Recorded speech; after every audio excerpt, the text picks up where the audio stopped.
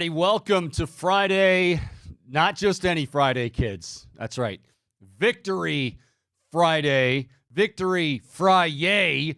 It's just wave your hands in the air like you just don't care, but you do care. What a win for the Cleveland Browns last night. They have clinched, punched their ticket for the postseason. They moved to 11-5 on the year. They will take on the Bengals. What that's going to look like in terms of who's playing, who's not, remains to be seen. But they did it again in emphatic fashion. They did it stylistically. They provided you some drama, and Joe Flacco continued to endear himself to Cleveland Browns fans. Welcome in, Chico Borman Show. Again, on this Victory Friday, Browns a big winner over the New York Jets. And again, postseason once again for your Browns. And what a night it was. You can still smell, I had the window down just a crack on the way in. I could still smell the Muni-Lot smells. They were still lingering. Those are good Muni-Lot smells. Anyway, we're going to talk to Dan Lobby from the Cleveland Plain Dealer, cleveland.com, coming up at 12:10. He's out in Berea. Get his thoughts on the game. Also, later on today, ready or not, and I know all of us here certainly are knee-deep, neck-deep into the Browns. The Buckeyes are back at it. The Cotton Bowl is tonight as the New Year's Six games get underway. And the Buckeyes will be taking on the Missouri Tigers. So we will talk to Bill Landis from Dotting the I's and Rivals and the podcast. We'll talk to him at 1 from Dallas and get the very latest. A lot of guys opting in for the Buckeyes, which I think says a lot about the program, that people were so ready to just throw under the bus and say, oh, my God, all hell's breaking loose. They've got some things they need to take care of. But if your players have basically sold out, then they're not opting into that game. So we'll talk more about that later on, because right now it's all about the Browns. We want to hear from you. You can follow us on Twitter at Chico Show CLE. You can also do that on YouTube at Chico. No, not at Chico. It's just the Chico Borman Show on YouTube. Hit subscribe if you are not subscribed already. Okay. What I keep going back to was last week and talking about how, Jimmy Donovan in 2020. And I don't mean to get all sentimental right out of the gate, but it's hard not to. The way this season has gone, the way the regular season is finished up with Joe Flacco. But I keep going back to, and this won't be the only time I reference this today, I guarantee you, when Jimmy Donovan in 2020 said, after the Pittsburgh win, the only thing missing, or after they clinched, the only thing missing is you. Because that was the COVID year. And my, oh my, did you people make up for that last night. Like, that was just an incredible atmosphere. I wasn't surprised, but still, we need to talk about that. And to me, I think we need to lead off with that. The last time, hey, beggars couldn't be choosers, but it did kind of stink. And it was more than any other franchise, because this franchise has been dragged through the mud for 2 decades. So they finally get into the playoffs. Granted, they got in 2002, but you get back to the postseason, but it's during a pandemic, and you're just like, man, the fans can't really enjoy it. But this season, and the way this season is gone, and now we enter into the picture, again, Joe Flacco, his storyline, which just gets better and better and grows with legend each and every week. You can't make this up. If you sent this script to Hollywood, okay, and I know we hear this a lot, but seriously, if you sent this script to Hollywood and said, what do you think? They'd laugh at you. 4 QBs, and the 4th QB is about to be 39 years old? Yeah, okay. No, really, they're 11-5. Yeah, right. Oh, they not only have gone through 3 QBs already, but their star running back, their stud tackles, they lost some key guys on the defensive line. Now their specialists are out. Yeah, okay. 11-5 sounds good. It's just not believable. Well, that's where they're at. And yes, in large part, and this is a team effort, make no mistake, this team is playing together. They're playing for each other, which we're going to hear from Kevin Stefanski in a bit. They're playing for each other, and that's a big deal. Sounds cliche, doesn't sound like something that you can really latch onto, but when it happens, and it's happened this year, it's special. And special has been used numerous times to describe this season.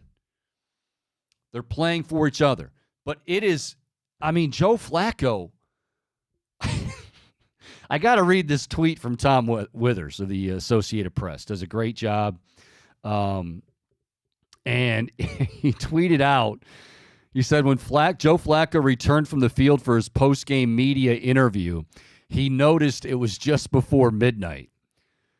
Joe said, quote, "You guys need an all-night diner in Cleveland," he said. Tom then replied, "I guaranteed him that he could find a meal in town at any time." Hell, people would be inviting you over to their house for filet, prime rib, surfing, whatever you want, Joe. You still got a taste for crab cakes from your days in Baltimore? That we'll get you that too. It doesn't matter because you walk on Lake Erie right now. And it's not just because he's played well. Make no mistake, that has to happen. But that he's playing well and he's kind of got this aw shucks, it's about, he's gushing over Amari Cooper. Amari Cooper's gushing over him. They're gushing over Kevin Stefanski. Kevin Stefanski's gushing over, wait a minute. Where has this been? And who cares where it's been? And the reality is, and I'm only going to bring this up, and I'm not bringing this up as much to, point out some kind of negative, because I kind of got into it with somebody yesterday for doing just that, about trying to look ahead and what's next year. And, well, what if Deshaun was healthy and Joe who cares? Don't even think that way. Why are we thinking that way? But here's the reality. Many of you can say, well, I don't want to listen to any of the national shows. I don't want to hear what those people have to say. And that's fair.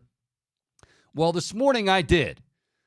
And I remember at the beginning of this season saying that, you know what?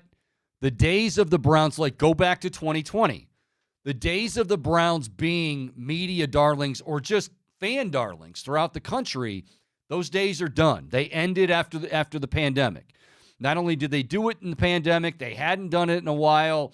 People kind of felt sorry for the Browns. And then all of a sudden, it is what it is. It's realistic. They signed Deshaun Watson. The controversy came. Expectations came that weren't met even before Deshaun. And it was yeah, you know what? We don't like this Browns team too much. We don't like this organization. They're not fun to root for. The only way, folks, you tell me, okay? Bohm, you tell me. The only way that the Browns become darlings again is for this to play out the way it has with Joe Flacco. And again, I want to emphasize, this is not about knocking Deshaun Watson, but it is, how can you not talk about it? They went from the team that nobody wants to talk about, and when they do talk about, they kind of, oh, yeah, whatever, to, wow, this is pretty cool. How about Flacco and the Browns? The only way that happens is if Joe Flacco does what he does and acts the way he acts and presents himself. Now all of a sudden people are like, why not the Browns? And we're saying, why not the Browns? But that's the only way it happens, Bo. That's it.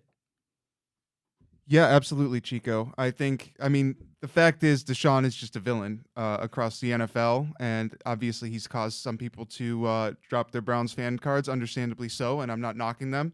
But there was no way that this could have this sort of, energy about it across the NFL landscape in terms of the positivity and the optimism for this team and the lack of hatred outside of Adam Rank, who, in the words of David Njoku, that guy sucks. He's been taking some heat lately, not from Browns players, Browns fans, everybody.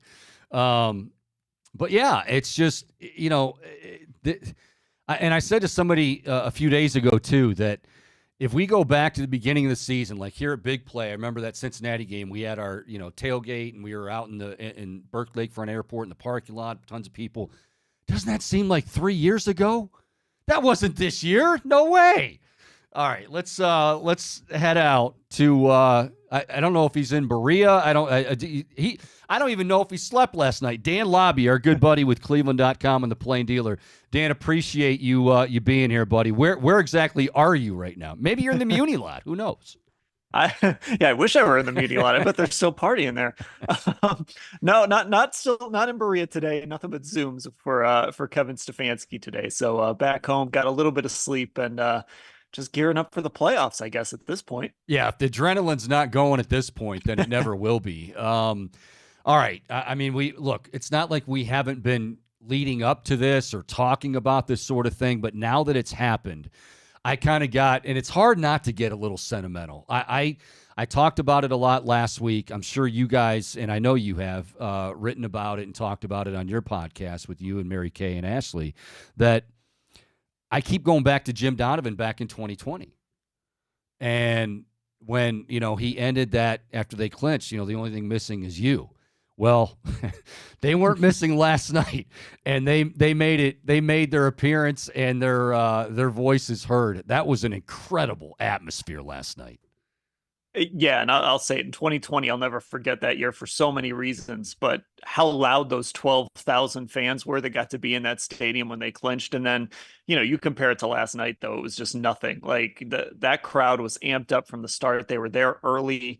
They were loud the whole game. And, because of the offensive explosion in the beginning, it just turned into a gigantic party. Everybody obviously is fallen in love with Joe Flacco and this offense. And then, the defense wasn't perfect last night, but you can tell they feed off the crowd too. So it was an unbelievable atmosphere. Even, sitting in that press box, sometimes you don't get the full feeling of how loud it is and how crazy it is, but you could feel it last night for sure.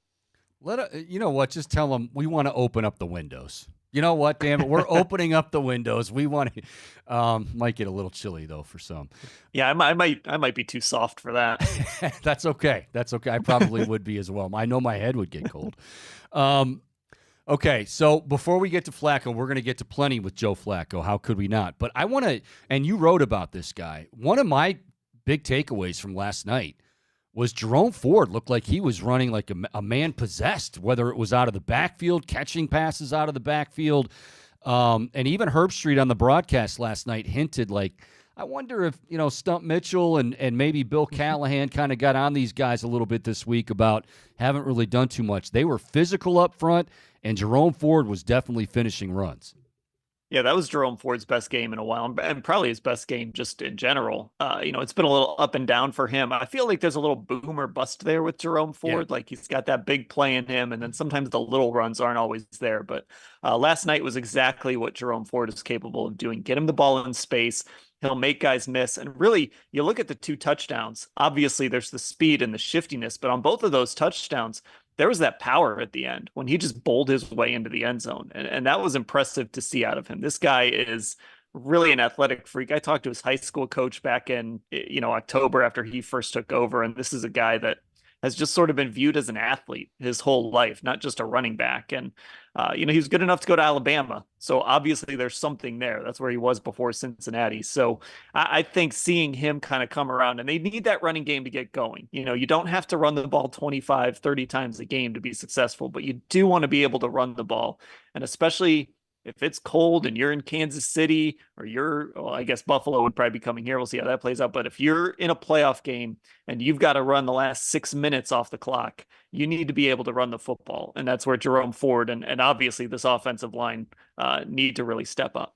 Dan Lobby, Cleveland.com, and the Plain Dealer. Browns a big winner last night. Yes, indeed, folks, it is true.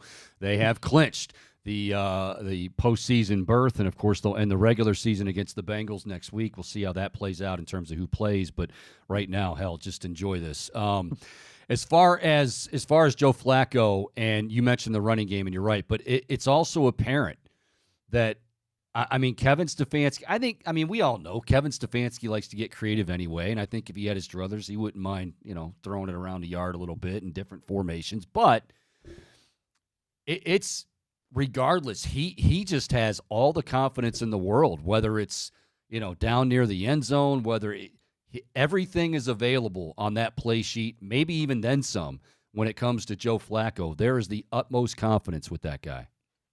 Yeah, confidence from Stefanski, and Flacco is just playing with this reckless abandon. I don't know if I've ever seen this from Flacco. He's always had a little bit of that gunslinger in him, but I don't know if I've ever seen it to this level. That throw to David Njoku on the first drive was insane. Like that was one of those like, I'm just going to throw it and see what happens throws. And it was like a perfect throw to Njoku, the forward throw, the 50-yarder on the move. He said after the game, he thought he was just going to tuck it and run. And all of a sudden he's throwing off his back foot. Jerome Ford saying after the game, he looks like Michael Vick out there. Like, this is a version of Joe Flacco I don't think I've ever seen. And I mean, we've seen a lot of Joe Flacco, obviously. So I don't know what it is. I don't know if it's just that he's super comfortable in this offense. I don't know if it's just this kind of new life that's been breathed into him by almost not having football and then getting it back. But he's just playing with this. It's a healthy, reckless abandon out there, and it's making the Browns passing game really work. So I opened the show talking about this, and I'd love to get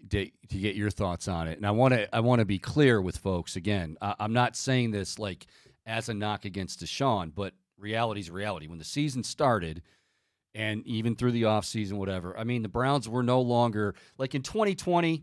And you know this, the media was jumping on board. Good for Browns fans. That's good. They deserve it. They've been through hell, and good for the Browns. And then all of a sudden, well, they didn't meet expectations, and Deshaun comes on board.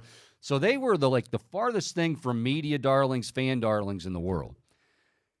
Yeah, and look, obviously because of everything that came with Deshaun Watson, right? It was tough for people to really embrace him. And nationally, I think people just didn't want to talk about the Browns. Like if they could avoid talking about Deshaun, yeah, you're right, and everything that came with him, like they just didn't want to do it. And it was easy to do it last year because the Browns weren't a very good football team, and Deshaun was out for 11 games. But this year, you started to see people come around a little bit, but they've really just embraced Joe Flacco. It's crazy. Now, look, Deshaun went 14 for 14 and beat the Ravens in his final game. And if he'd have been able to carry that momentum, I certainly think at least here in Cleveland, people would have embraced Deshaun Watson too. Sure. We never got to see that happen. But Joe Flacco just ended up coming in when it looked like, because if PJ Walker or Dorian Thompson-Robinson were starting for this team, I don't think we'd be talking about the playoffs, or it'd be a lot tighter than it is right now. Joe kind of came in as the savior after Deshaun got hurt, and they just didn't have many other options. And there's just so many different flavors to this story as to why fans are embracing him. And I don't know how much of it has to do with Deshaun. I think most of it has to do with just the situation. Like people thought maybe this team was left for dead, and Joe came in and rescued them. Well, that's really where I was going to with it, is that it's not necessarily to focus on Deshaun and the negative, but to say that the only way, not necessarily here, because hey, you want a winner, but nationally, like Pat McAfee, isn't Flacco going on with McAfee today? Yeah. Like, I mean, everybody nationally is like, yeah, how about Flacco? Why not the Browns? I guess my point is, unless Joe Flacco, like everything that is Joe Flacco, not just, wow, he's making great plays, but the aw shucks and, here's my 5 kids and Cleveland's been so good to me. Like, it's like everybody's just falling in love with them. And now it's like, that's why I mean it. The beginning of the year feels like light years away, and everybody's kind of like, good for the Browns again. And I never thought we'd hear that, at least not in the near future. Yeah, it is insane sort of how everybody's jumped on this. And I think there's a part of like the national media that is always, I mean, Joe Flacco has always been, I don't know if lightning rod is the right word, but there's always the Joe Flacco elite jokes. And then he had the 2011 run and got paid, and everybody always debated whether he was good or not. But I don't know, there's just something about Flacco that people really like, and they love to see Joe Flacco do well. I think he's a fun quarterback to watch. I think there's a lot of people out there that really believe Joe Flacco has always kind of been this guy, and some other people that maybe disagree with that. But just this story, a guy coming off the couch and playing like this for a franchise that has been so beaten down, especially at that position, it's hard not to kind of fall in love with all this. Yeah, and then the other injuries too. I mean, which is just, I mean, and continue to mount, unfortunately. Let me get to, on the defensive side of the ball, a couple of things. I mean, we're all obviously very excited today, and I know you guys talked about it. We come to find out that Miles had a really tough loss around Christmas. His uncle, his mother's brother, passed away. They were very close, and Miles was pretty candid that, yeah, I feel great for my teammates, but it's just not the same. What did you see from him? I thought he played great during the game, obviously, but clearly it sounds like he's kind of struggling a bit with all of the celebratory stuff going on. Yeah, and you can understand that. Sure. His uncle died on Christmas, and suddenly it was unexpected, and that's difficult. And Miles obviously, kind of wanted to get that off his chest a little bit and kind of explain what was going on. So it has to be conflicted emotions for Miles. I will say, in the locker room, we did see him before he went up to the podium, and he was certainly involved, and he celebrated with his teammates, and he was certainly happy that this team made the playoffs. But it's just kind of a bittersweet moment right now for Miles Garrett. But that game again last night is another great example of just how effective he can be even when he's not getting sacks. Like, there was a play, I can't remember exactly when it was, but the Jets were inside the 20 and they ran a little out route to the goal line, and Trevor Siemian didn't have a chance to complete it because Miles got to him so quickly, and he got rid of the ball. So it wasn't a sack. It wasn't anything like that, but Miles affected that play. And I don't know if it would have been completed for a touchdown, but there was no chance for it to be completed for a touchdown because of Miles. So, even playing in those circumstances, Miles was still Miles Garrett last night. And he's still the reason that this team, when they get to January, he's a problem and people have to game plan for him. And he's the reason this team can go far in the playoffs. Yeah, and that's why selfishly, and I think many fans probably feel the same way I do, like, I'm glad when we get these standalone games because the entire country gets to see, like, I mean, even Herb Street. I mean, this guy sees more football than anybody all year with college and pro. And a couple times during the telecast, he's just going, look at this bend. Look at this athleticism. Look, I mean, I kind of felt sorry for Mekhi Becton. He wanted talk about those we want to get away commercials. That was him. Like, I don't want to be here right now. But yeah, these standalone games, it's like, see, even if he's not racking up the sacks, and he finally got that sack after a little bit of a drought, this guy's impacting on every play. And I hope, the country, we like it when the country can actually get to see that Miles Garrett. Yeah, and I think that'll just continue to grow as we get into the postseason, and especially if this team wins some games and gets to like a divisional round or an AFC championship game, and people really get to see what Miles can do. And they get guys like Kirk Herbstreit or Chris Collinsworth or, whoever it is pointing out, like, look at what Miles Garrett is doing, even though he might not be bringing down the quarterback, 2-3 times every game, he is affecting the entire offense and what they're trying to do. Couple more minutes with Dan Labbe, again, Cleveland.com and Cleveland Plain Dealer. You can follow him on Twitter at Dan_Labbe. That's Labbe. I wanted to talk about one of the things I wrote down during the game was the linebackers. Now, JOK has been, I mean, obviously shot out of a cannon. He's just been incredible this year.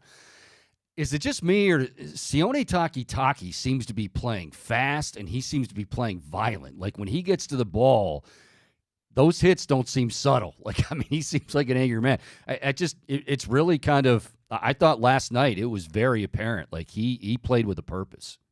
Yeah, you noticed 44. Yeah. And it started a little bit last year when Anthony Walker got hurt and he moved to the mic and he took over that role.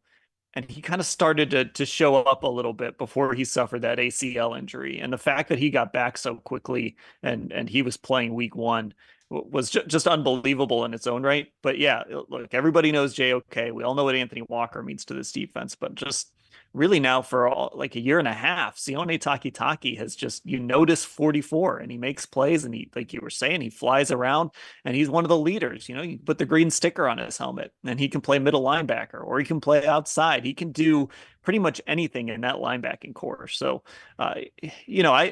I didn't know what he was going to be when John Dorsey drafted him back, and I think he was a 2019 pick. But he's athletic, he moves, and he's really put in a lot of work to become this type of linebacker. Let me ask you, I thought one of the other, there were so many cool moments last night. I mean, don't have time to discuss them all, but I thought one of the cooler moments was Jim Schwartz saying to Zadarius Smith, do that victory lap around the stadium and let the crowd in on this. And like Schwartz, I know we say it every year, every press conference since the beginning of time. He gets us, but Schwartz, we know what he's brought to this defense and the team, but like, you can just tell, again, another guy where it's like, man, I know what football means to this town. I know how much, we appreciate their support. Zadarius, go and mingle with those guys. Let them know that. I thought that was so damn cool last night. Yeah, and Jim Schwartz is so like personality driven. He wants his guys to show personality. He wants his guys to dance. He wants his guys to have fun and play the game with a certain amount of joy. He's mentioned, I think we talked about this last week. He's mentioned the loafs. Like if you don't celebrate with a teammate, you get a loaf, and that's not a good thing. So Jim Schwartz, he's really, I don't want to say it's faded. Obviously, he was the big story at the beginning of the year, but as more and more has happened to this team, obviously Kevin Stefanski has rightfully taken the spotlight. But Jim Schwartz, like if you sat down and you did a draft of the most important acquisitions the Browns have had, no question, people want to go the last 2 years, Jim Schwartz would be maybe number one, but it's certainly top two, top three. I mean, he'd be pretty high up there as far as impactful acquisitions this team has made in the last couple of years. Dan, we'll get you out of here with this, buddy. Always appreciate your time. I know you got Kevin Zoom here coming up in just a bit. On the injury front, man, Elijah Moore, that was a really scary moment. Good to see him walk off, but we're not sure how he's going to be. Amari Cooper, it felt like one of those, if it was a playoff game or really, really super important game, he probably could have gone. How do you see, give us the latest updates, I guess, as far as injuries, and then how do you see them maybe preparing for Cincinnati on Sunday with that in mind, with the injuries? Yeah, well, it had to be bad because Amari doesn't miss games. Yeah. And it was trending towards him playing. He was a very, very late scratch. So he was going to play in this game. And you do wonder, like, if this would have been Sunday, would he have been able to make it? So you're hopeful there. Elijah Moore, that was ugly. So who knows? He's going to be in the concussion protocol. We'll see how that plays out. But it was concerning to see these receivers after Elijah Moore left. You just didn't see guys getting open. And so that's something to kind of keep in mind. I would imagine Amari's going to be back. And then, moving forward, if Baltimore wins on Sunday, the Browns are locked into the 5th seed. I would imagine that they'll just sit everybody against Cincinnati, or sit mostly everybody against Cincinnati. Or maybe they give everybody a quarter. I don't know. But they're going to just treat that game like it means nothing, because it will mean nothing to them. So you want Baltimore to lose because you want to have a chance to win the AFC North in Week 18. But if Baltimore wins and clinches the division, it's okay, because at least you'll maybe get to rest your guys, get everybody kind of right for the playoffs and wild card weekend. You'd love to have a home game in the first round, but if the trade-off is you get to rest some guys, it would be disappointing, but you'll take that and try to get everybody healthy for that first round of the playoffs. Well, folks, believe it or not, even though over the years you said, oh, the media, they love being negative, they don't like being positive. No, we really do. And Dan, I know you can attest to this, being on the ground floor a lot more than I am, boots on the ground. It's a lot more fun doing this in December when you're talking about these games and these players that are very excited. It's a much more fun place to be in Berea, correct? Oh yeah, look, you want to cover a winner. Guys are more positive. They're happier. They'll talk more. Fans care more about those little stories. They don't care about little stories when a team is 1-15 or 0-16. And the other part of it is, what I want to do in January? I want to cover football games. I don't want to talk about the draft in January. So yeah, amen. Look, maybe we don't root, but we certainly would much rather be covering a good football team and a team playing a bunch of playoff games than the alternative. Dan, appreciate the time, man. Keep up the great work. You guys have just been phenomenal all season, and fortunately, this is going to continue on to the postseason. Thank you, buddy. All right, thanks a lot. I appreciate you. All right, that is, again, Dan Lobby, Cleveland.com and The Plain Dealer. Follow him on Twitter at Dan_Lobby. Yeah, I agree with him, Bohm. I think if the Ravens do win, they've got the Dolphins. That's coming up in Pick 6, by the way, brought to you by Tipico. You all right, Bohm? Yeah, just Yeah, a little technical chair issue. difficulties. Yeah, it keeps, Oh, okay. keeps breaking. Well, I just want to make sure I do not want to have you go down, Boom. I might I might have to steal one from the office. I mean, we've got enough injuries here. I know, right? I mean, we can't be losing you as well, Boom, for God's sake. Although if we did get it on camera when I fall out of my chair, it might be worth, potentially going. What would be better, a shot of that or the shot of me when the wall came closing in on me? That was a pretty good one too. I would be curious if to catch the shock on your face when I fall out of my chair, though. See if you don't maybe. I don't know if it would chuckle. be shock. I think I would be just. Well, now you're ready for it. It'd be straight out laughter. Yeah. I'll still laugh. Trust me. Yeah, I would think if Baltimore does win, and they lock it up, and that's the other thing. This could be a blessing in disguise as far as Amari, and go with me here a little bit. I agree with Dan. If it was probably Sunday, he would probably go. The idea that it was Thursday and they decided no, and then if he doesn't go next Sunday, not this Sunday obviously, but next Sunday, that's a long rest. And my God, if ever a team needs extended rest, so this Thursday game, you look at it and you go, man, that's a quick turnaround. That's going to be tough. And now all of a sudden the benefits with you, if Baltimore locks the Browns into the 5 seed, now all of a sudden you've got a chance to rest some key guys. And we're going to talk about this in a little bit. We're going to take a break. We're going to hear from some great sound from Stefanski and Flacco, among others, from last night. We'll hear that when we come back. And also, okay, it's really the only thing that's a little bit glass half empty right now, and that is special teams, and that is the kicking situation. We went through hell all preseason and leading up to it, and then Dustin Hopkins comes in and has been an absolute savior. Nothing against Riley Patterson, but you just don't have that same confidence right now. What is his injury status? What might be we looking at with that? We'll talk about all of that and then some. Top of the hour, we'll shift gears, stay with football. But, down in Dallas, the Cotton Bowl tonight, the Ohio State Buckeyes have not played since losing to Michigan. And a lot of those guys deciding to play in this bowl game after all. So Ryan Day's crew taking on the Missouri Tigers. And we'll talk about that with Bill Landis coming up at 1. But we come back, you'll hear from Kevin Stefanski. You will hear from Joe Flacco. His legend continues to grow. My legend continues to sour. It's the Chico Borman Show. More to come right here on the Big Play Sports Network.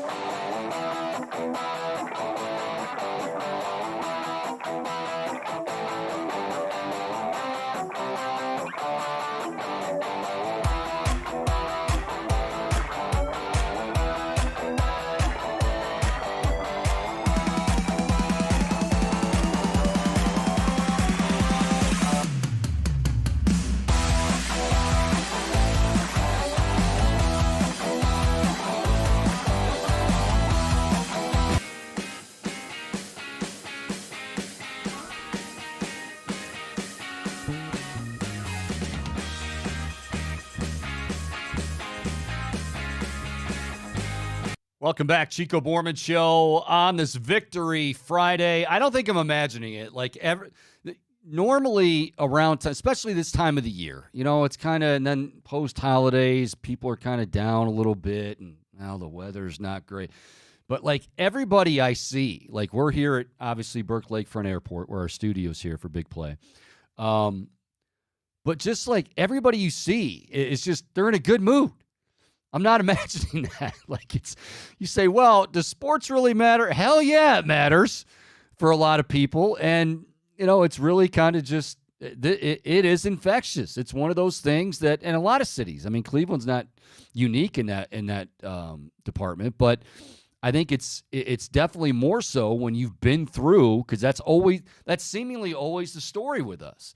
Wow, they've been through so much. And this year, it's been all about the injuries and, well, okay, now it's too much. Well, now it's too much. Well, no, there's Joe Flacco. I mean, come on. Joe Flacco hasn't played. Yeah, Joe Flacco. All right. So there is something after these games that has become, it's kind of like I liken it to everybody loves Tom Hamilton's home run call for the Guardians. And I can remember myself when I was working in PA and driving for games and with friends, that if there were a couple home runs in the game, and obviously if they were huge home runs, a walk-off, and I know I wasn't the only one, we'd be sprinting to our cars just so we could hear Tom Hamilton, his call in the postgame. Well, now Kevin Stefanski's locker room speeches are becoming the thing that everybody, okay, where's Kevin Stefanski's locker room speech? And it's not that he does anything crazy, or it just gets you fired up, and he speaks from the heart. So without further ado, the latest edition following another victory and an important playoff clinching victory. Here is your head coach, Kevin Stefanski, last night to the locker room. Hey, how about that team win? Hey, the journey continues, and we're just getting started. What you did tonight was you earned that second season. That's what you earned, okay? And what I saw tonight was, guys, you know what I saw? It was, I got your back. It was, I got your back. And we had teammates on our sideline that weren't with us, okay? But they are with us, and they got our back. And what this team has showed time and time again is that I will fight my ass off for my teammate. And I appreciate that, fellas, okay? That's what makes great teams, okay? This second season that we're going into, there's going to be a bunch of great teams. That's what it is. But the team I see in here is a connected football team that will not be denied for the brother next to you, okay? That's the truth. We still have work to do. Yes, sir. Work to do. We got work to do, but I'm telling you, fellas, you earned it tonight. You earned it. You took care of business, and you earned it. I'm proud of you guys. Team on three. 1, 2, 3. They're excited for work. I mean, they're excited to get back to work. But, when he says that and he talks about the connected and you're playing for each other, and, again, like I said earlier, it sounds cliche. Oftentimes it is, but this team is. And, the players not being there that have been injured. And, I mean, talk about so many special moments last night. Nick Chubb coming out with the guitar smash. I mean, people are going crazy then. Browns coming out of the huddle or coming out of the locker room. As soon as, on the big board, the white helmets are shown, the crowd's just going berserk. But those guys are playing for one another. And little things that, you hear the stories. Dan was talking a little bit about it with Jim Schwartz as far as, hey, if you're not dancing or you're not, remember the other one, helping your brother up, helping a guy up, be the first one over, you get these pickup trucks. Apparently they pass out. That's a thing. I mean, you see it all around, and it's just, here we don't take that for granted. And great organizations and teams that consistently win have that. We don't take that for granted. But this team clearly has that. Yes, Bo. Chico, it's really not a huge deal, but I thought it was interesting because I figured there was going to be some sort of celebration, right? You lock up the playoff spot, break out the champagne or at least a cigar or something. But it was none of that. It was back to business. And I think that as much as I can appreciate, like the Raiders, the Vegas Raiders breaking out cigars after victories. Like I respect it, I understand it, but I think this is a testament to the mentality of this Browns team that, okay, this is only the beginning, and you hear Stefanski preach it, the second season. And so it's a long journey ahead, but I think they're all ready to dive all the way in and embrace it. And I love what he said. You earned this. You guys have earned the right to play in that second season. I mean, God knows if any team's earned it, it's them with all of these injuries. And like you said, every team's going to be good. Nobody's going to say, oh, hell, let's take it easy on the Browns. They're a little banged up. Of course not. But I think at the end of the day, and we're going to hear from Joe Flacco in a moment as well, Bohm, you tell me, other than Lamar Jackson, ironically enough, the guy that replaced Joe Flacco in Baltimore, other than Lamar Jackson, who is playing better football right now in the entire NFL? Just don't look ahead, don't look back. Just right now, last 4 games. Who's playing better than Lamar Jackson and Joe Flacco? It's got to be 1A, 1B with Lamar and Joe. Yeah. Brock Purdy we heard about, then he, fell apart. Some of those interceptions weren't his fault, but he came down to earth. Dak Prescott against Buffalo looked absolutely confused beyond belief. Joe Flacco, and even when he throws the interceptions, like he shakes it off. Okay, no big deal. And I don't want to make it sound like interceptions are no big deal, but like that's the attitude he has to have. It's the attitude that he does have. Another thing and it's a subtle thing, it might seem like a small thing, but it's not, is that you don't have a guy, because Joe Flacco is who he is, and he's been at the mountain, on top of that mountain, and he's played and had success. You don't have a guy, if you can follow me here, I don't know if this will make sense. You don't have a guy trying to prove anything. Like sometimes with young guys, like I love Baker, right? Baker would get so excited. I've talked about that, the adrenaline rush, and oh man, I just made that first down, and then the next, you've got to be able to like calm your nerves, and it's just a different position altogether. But like Joe's not looking to do when he throws into coverage. People say, well, how can you say that? He's thrown into coverage all the time. Yeah, but that's just who he is. He's being who he is. He's not trying to be somebody's not. He's not trying to make a play that he knows that he can't make and he has no business trying to make it. In part because he still has, and he's just blessed from the man up above with an incredible arm that is still there. But all those things are so important. And it's all those traits that, when it's 12 years ago, that sounds good, right? Because, he's got youth on his side and all those things, but, well, he can't play anymore, can he? Oh, no, he can. He can, and now he's bringing that leadership in there, that calming presence, that, hey, this is going to be okay, and they just genuinely love the dude. It's awesome. It truly is awesome.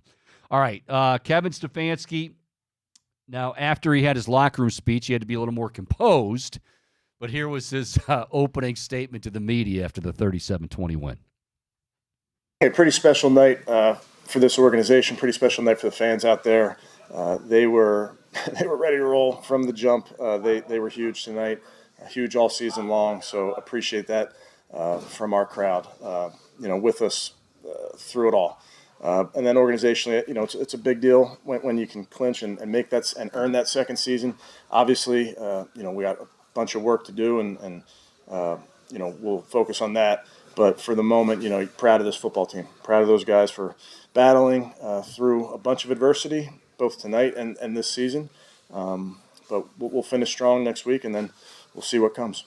Yeah, just, you love that. He's fiery around his guys, but then it's, all business when he's talking to the media and saying how we've still got a ton of work to do, and they do. Every team does.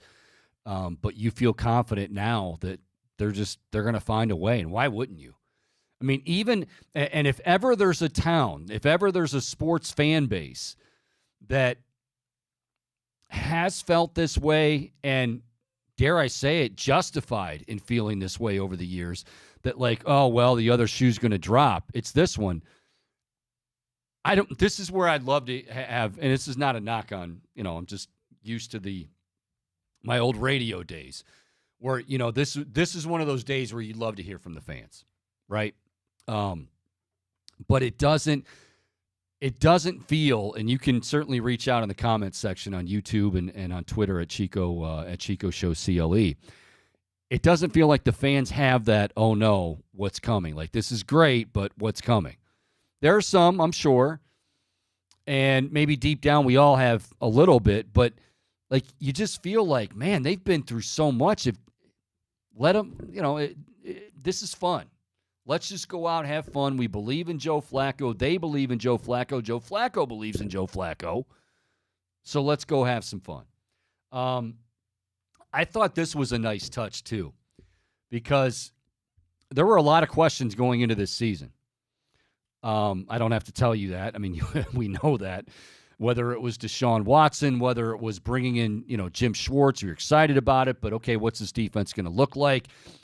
Andrew Berry was front and center in this offseason. Like, man, you got to get better up front. They've got to add on the defense, and just trying to bolster this roster. He had some work to do, and in large part, he got it done. Here's head coach Kevin Stefanski making time to give a little praise to his general manager.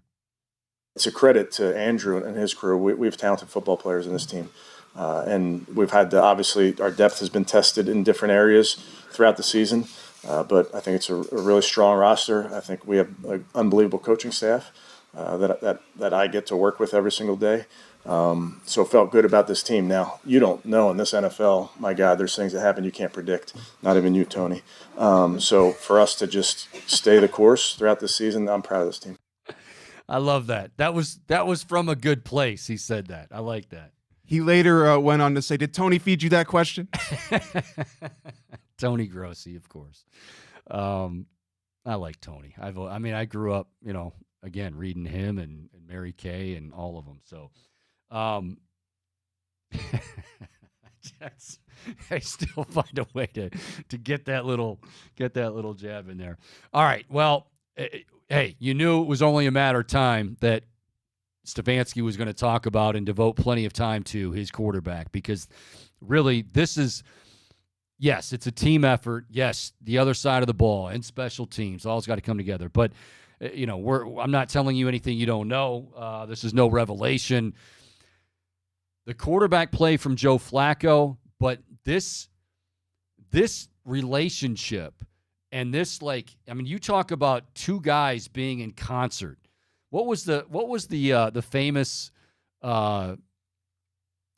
the famous quote back in the Pet and Ray Farmer days, even though it wasn't true, that when they said we're singing from the same hymnal? These guys, Joe Flacco and Kevin Stefanski, clearly are singing from the same hymnal. They're on the same page. Whatever phrase you want to use, these guys are in simpatico. That's something you use there. Here is head coach Kevin Stefanski talking about the amazing, amazing journey that continues for Joe Flacco. You guys know, just having watched Joe now, and we as coaches are getting to know Joe and that type of thing, but he battles like crazy. I think he's doing a nice job of playing within himself and playing within the scheme and all those type of things, but he's also making plays. And there were a bunch of plays that he made tonight that were key. Yeah. It's truly amazing watching and just seeing from the sideline, like Kevin, he has the utmost confidence in this guy. And now as a head coach, we never want to look on a sideline, whoever the coach is or whoever the quarterback is, and go, uh-oh, he doesn't look too confident there. Like, of course, that's part of being a head coach. But also when there's a special connection, you can also see that beyond just and that's what it is right now. And like I said this before, I'm glad the running game got going because, you're going to have to run the ball. You're going to have to be physical. And I agree with Herbstreit. Like, maybe behind the scenes, was Stump Mitchell and Bill Callahan on these guys a little bit? Like, Really? We're not even averaging 2 yards a carry the last 3 games, and then, that changed.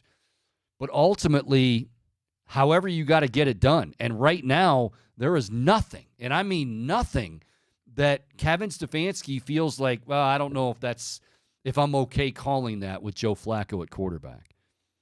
And, I mean, these guys are they are in concert. Now, speaking of Joe Flacco, the legend continues to grow. The fans love him. Here's Joe Flacco. The chants broke out. Joe Flacco. Here's Joe Flacco talking about hearing those chants from the fans. It's cool. I mean, just put yourself in that position. I mean, you can't deny it. I said it from the very beginning. I mean, the city's been unbelievable. My teammates have been unbelievable, like in terms of just embracing me onto this football team. So it's all been great, and it makes it that much more special to be able to come in here and play some good football. I mean, did you see him? Now I know his family, like they showed his dad and his brother, and obviously his wife and kids, but he was another one. Like he was just like talking to the fans, like he just went like kind of like you would go. I don't know, like you show up at a bar or, oh, wow, there's Joe. And he was just like, yeah. And he's like shaking hands and, just chopping it up, and then, finds his wife and kids and they come out. And that's the other thing that's really cool is he admitted, like in his days in Baltimore, his kids, some of them weren't even born. He has, I think, 5 now, 4 boys and a girl. But he even admitted, he's like, they weren't really old enough to get it. Now, like, they're there. I mean, to see the smiles on their faces, and again, yeah, okay, I'm getting a little sentimental, but I think it's awesome, and it's real life, right? I mean, this is something that Joe Flacco's going, as much as we're going, we can't believe this is happening. Joe Flacco is going, I can't believe this is happening, and not because he doesn't believe in himself. Of course he believes in himself, but the idea that he gets the opportunity, cashes in on the opportunity, takes this team to that next level and the postseason. And then, oh, by the way, the kids, I mean, the city's embracing me. My wife loves it. It's and just enjoy it. Because the reality is, he even said, I don't know if I'm going to be around next year, like here, NFL, period, who knows? So who cares? And that's why I don't want to, right now, some of you, not many, just a select few, well, what's going to happen? I don't give a damn about next. I really don't. Like, let's just, enjoy this. Enjoy this because we all deserve it. Yes, Paul. Chico, I don't think that we can underestimate the newfound gratitude that Joe had from missing more the NFL offseason, most of this NFL season, and coming in, getting signed with 5 weeks left in the year. He talked about it coming back, like just how much he missed this game and how good it felt to experience that locker room camaraderie again. And I think this is a really special locker room. This is a really special culture that's been established here by Kevin Stefanski and Andrew Berry. And for Flacco to come in so flawlessly with this newfound gratitude and newfound, I guess, remembrance of his love of the game, I think that has been a huge difference maker in just him playing so freely and having so much fun out there on the field with these guys. And so, yeah, it's so crazy to imagine being in that situation, right? Where you think you might be done and that's it. And surely, obviously, he missed it dearly. And so that he was just going to give everything he had to give if he got another opportunity to come back. And I think we're seeing that here in Cleveland. Yeah, and I thought it was good too. I keep going back to the broadcast, but they laid out, because I think there's some belief, which kind of this adds to the legend. There's always some stuff gets exaggerated, right?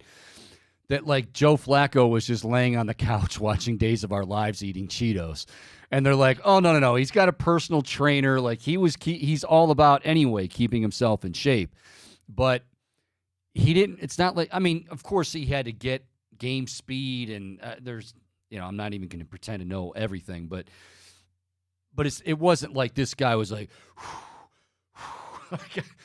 he keeps himself in good shape. But yeah, and then the camaraderie, and I think about Amari Cooper. I know he didn't play last night.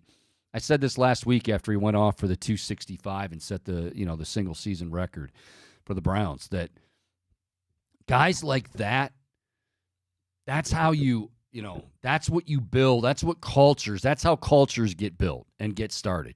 Obviously, you got to win. But like Amari Cooper, we joke about it, but Amari Cooper's like, oh, no, Joe, you take the praise. Oh, no, Amari, it's you.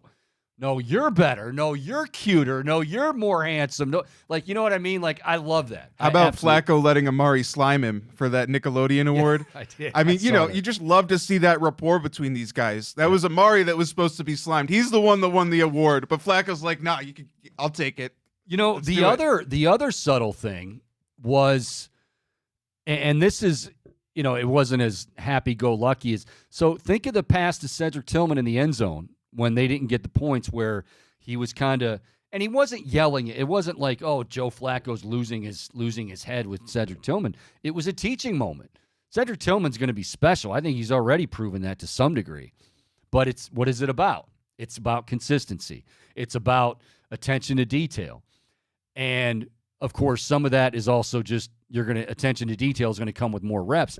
But you could see that. You could see Flacco, not angry as much as, dude, you got to finish that route. You can't stop it. He's not afraid.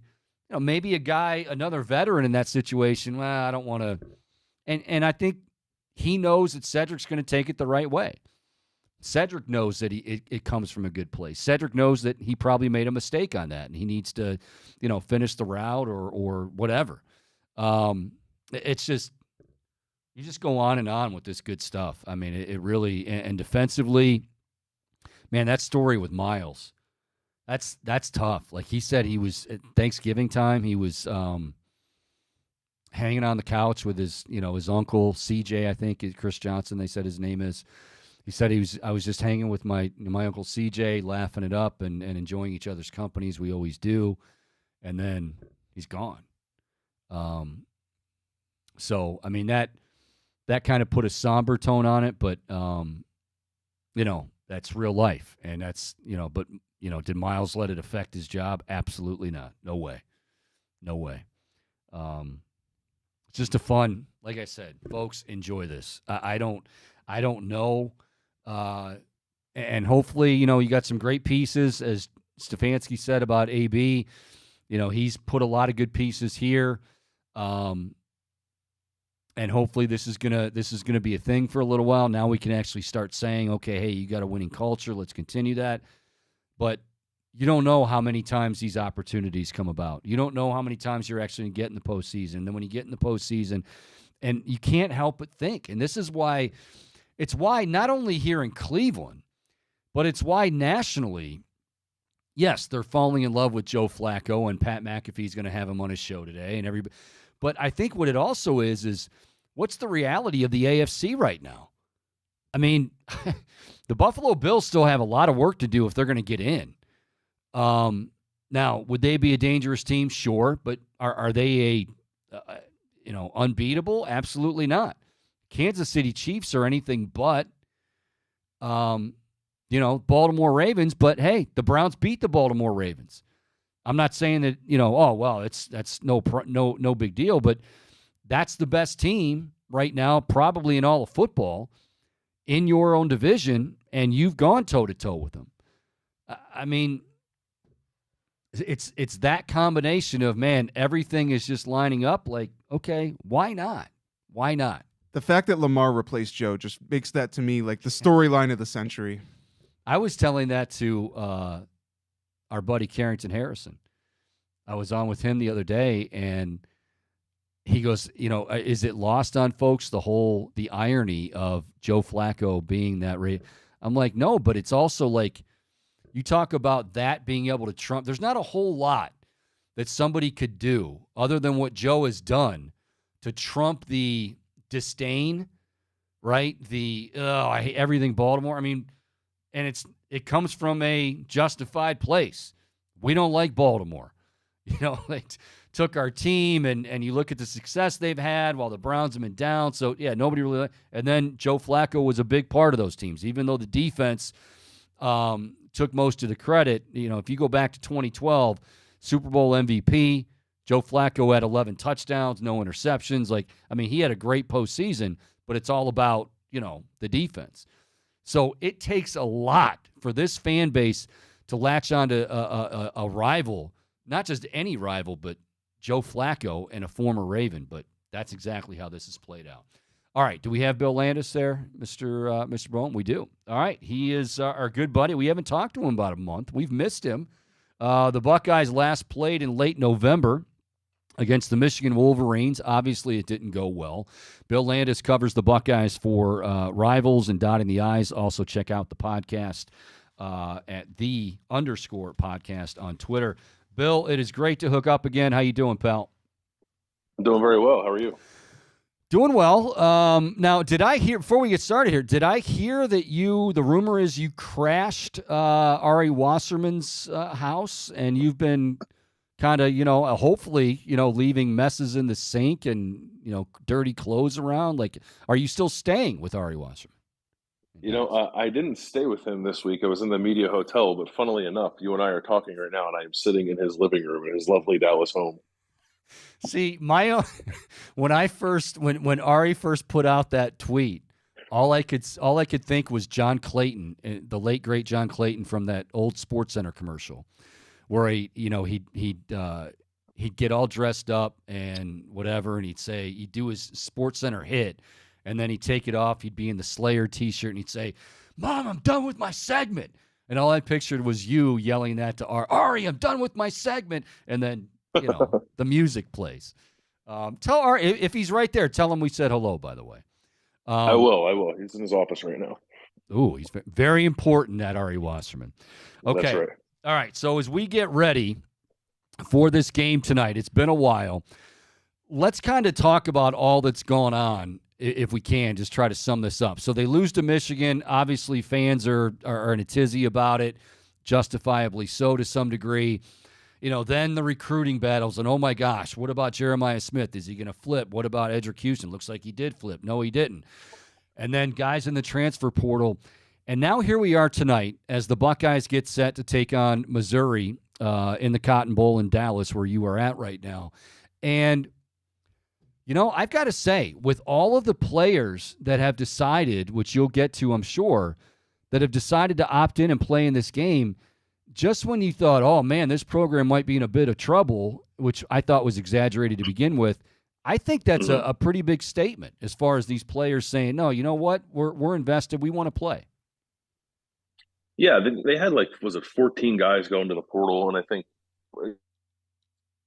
it's a high number for Ohio State. I don't think it's a high number for college football, but when it happens, people kind of think the sky is falling a little bit. But if you really break it down, they lost 2 starters. Now, one was Kyle McCord, which is weird to lose your 12-game starter to transfer. But aside from that, I don't think really any of them were impact. And then you still wonder, are guys going to opt out? Are guys going to declare for the draft? That kind of stuff. And really, there haven't been any official opt-outs, so we don't expect Marvin Harrison Jr. to play. But aside from that, Ohio State's going to go into this Cotton Bowl with, the team that played against Michigan. They'll have a new quarterback. They won't have Marvin, but otherwise they're going to have the team they've had here. And that was no guarantee. And I think that did kind of flip some momentum for Ohio State. It was a weird month of December because there was the roster stuff going on. We were waiting to see if there was going to be any kind of coaching changes, but Ryan Day typically likes to wait until the season's fully over before he entertains any of that. There was just a lot of time for people to kind of speculate about what was going on with Ohio State. But I would hope anyway that them going into this game mostly full strength and getting buy-in from a lot of key players would tell people that Ohio State, while it has some questions to answer and certainly needs to find a way to beat Michigan moving forward, isn't in a bad place as Ryan Day continues to run the program. Yeah, and I think the headliner has to be TreVeyon Henderson, and not just because he's TreVeyon Henderson and a great running back, but, obviously the big storyline, which we'll get to and break down a little bit more, is Devin Brown. So, hey, if you can lean on not only TreVeyon, but also Hayden back there. But, you're talking about TreVeyon Henderson, who is – we saw him. When he's healthy, latter part of the year, he was explosive as anybody. So I think it kind of begins and ends with him as far as, when he decided to come back and he decided to play in the bowl game. I just think that for the offense, with what they're up against right now with Devin Brown, I think that was a huge announcement. Yeah, because if you think about the way the season progressed, right, when they got into trouble as an offense, they would just kind of throw it to Marv and hope for good things, and usually good things happen. But you don't have that security blanket now. And if you were to not have Travion, you would sort of lose the other explosive element offense. So it's good to have him. It's good to have Emeka Ibuka too. Like there was no guarantee that Emeka was going to play, and he's presumably healthier now with about a month off going into this game. So you should see the best version too. So there's going to be spots where younger guys have to step up, especially at receiver. You have Travion Henderson, you have Emeka Ibuka. You're going to get, I think, at least a little bit of Cade Stover. So Devin Brown's going to have some weapons to work with. That's for sure. Yeah, and it almost feels like, you look to years past, you go to the Rose Bowl a couple years ago, Jackson Smith and Jigba erupts, and I'm not saying that's going to happen tonight, but, you have guys, I mean, you mentioned Ibuka, and you look at some of these other guys, younger receivers, Ennis and other, I mean, who knows? Like, that room is so talented, other guys are going to have an opportunity, but it's all going to boil down to Devin Brown. Let me. You did a great job in your Rivals piece, kind of taking us through breaking down albeit limited film of Devin Brown, what he brings to the table. What did you find in that breakdown as far as what he is bringing to the table tonight against Missouri? Yeah, I think the offense will look a little different because Devin Brown's a willing runner, and it'll be interesting to see if they had no problem running Devin Brown when Devin was the backup. Or packages. I guess it's a little bit of a different calculation now when he's the starter, and if anything were to happen to him, you'd have to put Lincoln Keenholz into the game. But I would hope that they would sort of maximize what's available to them with Devin Brown's skill set. So I do think you'll see some quarterback run, especially in short yardage and red zone stuff, which we did not really see at all with Kyle McCord at quarterback. I think Devin it's a small sample size, so maybe it's wrong of me to make this leap, but I think Devin is probably a better deep ball thrower than Kyle McCord. So I could see them trying to get into a lot of play action stuff, trying to really push the ball down the field. The areas where Devin struggled was more like the intermediate and shorter throws. There were just some issues with accuracy there, and I think part of that is maybe trying to do a little too much as a guy who was like kind of competing for a job still when he played, or maybe getting sped up a little bit. It honestly isn't all that dissimilar from what we saw from Kyle McCord at times. So interested to see if he's able to polish that up a little bit in a game like this. But I think with his running ability and how that sort of helps everybody else involved in the process and his ability to throw the ball down the field, I think it's possible we can still see a fairly explosive offense with Devin Brown at the helm. Ohio State taking on Missouri tonight in the Cotton Bowl, 8 o'clock kick from Big D. Bill Landis joining us from Rivals as he is down there covering that. So I guess this is a question we've been floating around for a while now. Like, okay, Devin Brown is getting the start, yet we can't help but look ahead. You got Lincoln Keenholz in that quarterback room. You've got Aaron Nolan when he gets there here early in next month or whatever it's going to be. And might they still go in the transfer portal? So some people say, well, is this Devin Brown's audition? I guess I kind of scoffed that a little bit because he's been there for a little bit now. How do you think, are they even really thinking about it in those terms as far as how this plays out and how it might play out for the future after this game? I think it's a natural leap to make, anybody who thinks that way. And I found myself a little torn on exactly how to view this. I guess the one thing I would say is that, like, Devin hasn't really said that, and nobody at Ohio State has said that. Like, they're not trying to make this more than it is. They're just trying to go win a football game with Devin Brown as the quarterback. But obviously, if he plays really well, that's going to make people feel much better about what could happen in 2024 with him potentially as a starting quarterback. But then there's other stuff out there about Ohio State still looking at the portal. There's not much out there at the moment. Like Cam Ward from Washington State hasn't gone anywhere yet, but Ohio State hasn't had any contact there.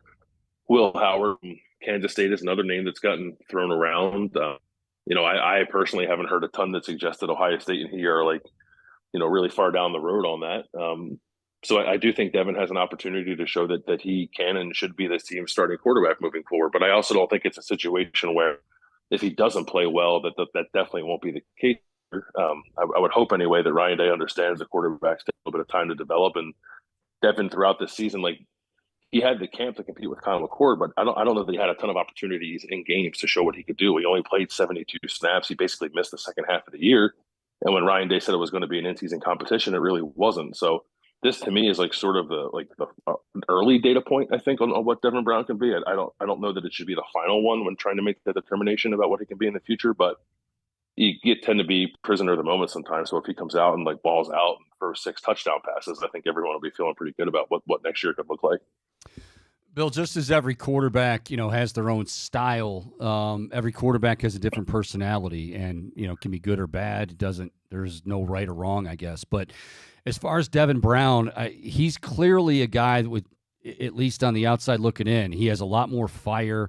He didn't shy away when Kyle McCord announced he was going in the portal. It was like, yeah, I'm ready to go. Let's go. Seen, and heard some clips of him talking to the team and getting the team fired up. He seems to have that fire in the belly, and he's not afraid to voice some of that, right? No, definitely not. And probably an area where he had an advantage over Kyle McCord in August when they were going through the competition. It was just some of the on-field stuff I think Kyle was ultimately a little more consistent with. But yeah, Devin's got like a natural way about him where people just sort of gravitate to him. Like he doesn't have to work hard, I think, to like be a good leader and like sort of have his energy kind of wash over the team and kind of, fuel everybody, especially like on the offensive side of the ball. And I think Ryan Day really likes that. I think Ryan Day would like a quarterback that plays with a little bit of juice and plays a little more with his emotions on his sleeves. He hasn't always had that, but and Devin Brown honestly might be a little bit of an outlier in terms of recent Ohio State quarterbacks. Kyle wasn't that way. C.J. Stroud wasn't really that way. Still talented, just like different demeanors. I'm curious to see what Devin looks like now that he's in command of the offense and can run the show and not have to worry about what happens if he makes a mistake. Like how that manifests itself in terms of his demeanor on the field and how he tries to rally around him. So we obviously know with the opt-ins and just the attitude and everything we're hearing and reading that Ohio State's ready to go and fired up. We know Missouri's going to be fired up and ready to go. Can you give us just a thumbnail sketch of kind of what we're looking at with this Missouri team on both sides of the ball? Yeah, I mean they're really good. They're probably the third or fourth best team in the SEC this year. Played Georgia tough for a stretch of that matchup. Bounced back from that loss and won some games impressively. They got a really good running back in Cody Schrader, who was one of the more productive running backs in the country this year. Luther Burden, their slot receiver, is one of the best in the country at what he does. One of the top yards after catch guys in the country. Like definitely, I think going to be a first round pick when he eventually comes out of college. Good quarterback, like athletic quarterback, who can make some plays with his legs. Really good offensive line. There's a lot to like about Missouri's offense, and their defense has been solid for most of the year. The one thing I guess to monitor with that is they are going to be missing their best cornerback and a starting linebacker who I think was I don't remember if he was a finalist or a semifinalist for the Buckus Award, but 2 of their better defenders won't be playing in this. And I don't know if it's a team that has a ton of defensive depth, but they play hard. They're a fairly physical team on both sides of the ball, and playing in the SEC, they're not going to in the Cotton Bowl and suddenly be intimidated by facing Ohio State. They played in big games throughout the year, so it's a good challenge for Ohio State. I think it's a top 10 matchup, and I think if you look at the body of work of both of these teams this year, they both earned it. Speaking of linebackers, it doesn't sound like you guys had a ton of access with these bowl practices and whatnot, but we don't think Marvin Harrison's going to play tonight. Tommy Eichenberg, we keep hearing like 50-50. What's your gut feel on Eichenberg tonight? Is he going to go? I would guess not. He was the one guy who was like fully in pads when we were watching practice, and like during periods, he was sort of off to the side a little bit, just kind of doing his own thing. So, and like Jim Knowles, I think described it as like sort of being up in the air. So I think you're probably going to see Cody Simon start with Steel Chambers at linebacker, and maybe they try to work in some younger guys, but I'd imagine those 2 guys the majority of the snaps. And unfortunately, won't see Tommy play what would have been his last game as a Buckeye. How do you see this one playing out? I like Ohio State still. I think it's and the line has moved back. I believe I think Ohio State is favored now after spending a couple of weeks as being the underdog. I think it's high scoring. Ohio State's big games this year have tended to be lower scoring, like the Notre Dame and Penn State games went way under. I think the nature of both of these offenses, assuming that Devin Brown is ready and can orchestrate some successful drives, leads me to think it's a little bit of a higher scoring game. I think my score is 38-31 Ohio State. So 30s, maybe a little bit back and forth. I can see it being slow going early on too, just because of the layoff. Maybe like a pretty exciting high scoring second half. All right. There it is. Again, the Cotton Bowl coming up tonight at 8 o'clock, Ohio State and Missouri. Actually, one last thing. Let me throw your way. I'm just curious on this. I think when the Michigan game ended and we had that immediate, first 1 or 2 weeks, a lot of people said, man, Ohio State, and I kind of agree with this. Ohio State was in a no-win situation that Ryan Day specifically. If they beat Missouri, well, you should beat Missouri. If they don't beat Missouri, well, you know what? When you look at the Michigan loss, and then it's going to be bad news. How do you think, what do you think the narrative is going into this game and could be coming out of this game? Yeah, I would say generally we probably tend to make too much of bowl results either way. Like coaches and players like to say that they create momentum going into the following season. I don't know that that's necessarily true. I think it can on an individual basis. I don't know that it does on a wide basis. But you want to end your season on a win, right? You want to, if you're Ohio State, be able to show some resolve and ability to bounce back. Loss to Michigan, similar to how they did last year against Georgia. I know they didn't win that game, but they did go out there and play probably about as well as they could have, and nearly won that thing against the eventual national champs. This isn't the same, obviously, but if they don't lose, if they lose, I think the narrative, whatever, teams don't always get up for these things, but it is, and especially for Ohio State, they're not going to have their normal starting quarterback. They're not going to have their best player, Marvin Harrison Jr. So there's understandable reasons, I guess, for why that would happen. And if it's a win, it's just a nice way to cap the season. I don't think it needs to be much more than that. There's some individual stuff to look at with Devin Brown and the young receivers, but in terms of program momentum, it'll be nice, but I don't really think anybody will care that much because all they care about is whether or not Ohio State can go into 2024, be successful, Michigan, and get back to the playoff. With you and Ari being good friends, would you be comfortable enough walking over in his presence, walking over to the refrigerator and taking a swig out of the milk jug? Yeah, he's actually got a nice setup here. He's got a fridge that's just for drink. It's nice. It's he's got different shelves of different waters and stuff. It's pretty fancy. Well, I would guess he probably has a butler, a bartender, a driver. I mean, he's obviously he's a big deal. He's a high roller these days. Yeah, the butler's not in today, but I think you're right. I think he could have one. Ask him where he stashes the Anna Kournikova trapper keeper. It's always a favorite topic. Hey, Bill, keep up the great work, buddy. We appreciate it all season long. Again, Ohio State taking on Missouri tonight, and we will talk to you soon. Happy New Year, pal. Yeah, thanks. Happy New Year to you. All right. That is Bill Landis again calling from Dallas and Ari's house. That would be. I've always wondered about that. I think that's a big comfort. I wouldn't, even my close, even relatives, I don't know if I'm close, cool with that. But in college, we would do it. I mean, everybody usually had their own milk. I always had my own milk. First of all, not many, I still to this day like skim milk. I can drink 2%. Whole milk is too thick. But I think if Gatorade, if especially in college, you're coming off a hangover, if there's a half thing of Gatorade in there and it's not yours and that somebody's already drank out of it, you're that thirsty and it looks that good, you're going to be okay with it. I mean, I've done it. My roommates did it to me. One of my favorite stories, Bohm, Frank's Red Hot was a very hot commodity in our, pardon the pun, in our apartment. We all love spicy stuff. So we had one roommate, my buddy Flinny, the Shark Year Class Act guy. Loved Red Hot probably more than anyone, but he never usually wanted to buy it as often as we would.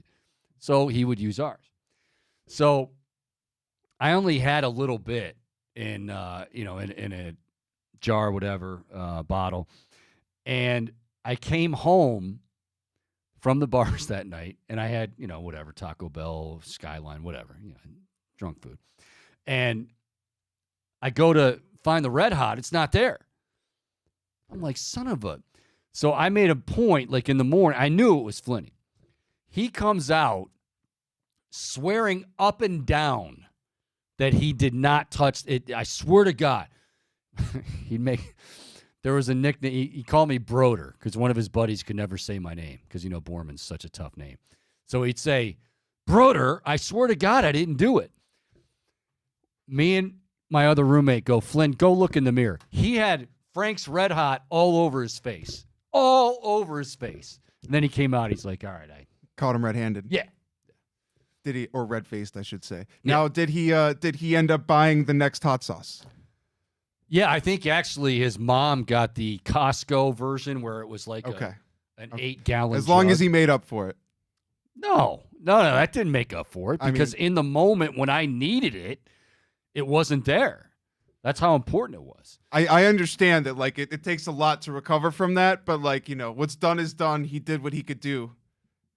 I remember asking him, like, dude, how much of that did you actually eat? Because it was like on his nose, and he looked like a 3-year-old eating spaghetti or something. Wouldn't that burn a little bit if you had so much hot sauce on your face? It was just one of those classic moments, honest to God. Like, he is swearing up and down, and then we're just like, go look in the mirror. All right, I did it. All right, we'll take a break. We come back. Pick 6 brought to you by Tipico, Ohio State, Missouri, 3 other bowl games, including the playoff games coming up on New Year's Day and night. We'll get to that and a couple from the NFL slate, as always, brought to you by our friends at Tipico. As we roll along and, of course, celebrating a big, big Victory Friday. Your Browns, my Browns, our Browns in the postseason again, baby. Somehow, some way, finding a way, they did it again. We'll continue to talk about that and hear from you as well right up until 2. Chico Borman Show, more to come right here on the Big Play Sports Network.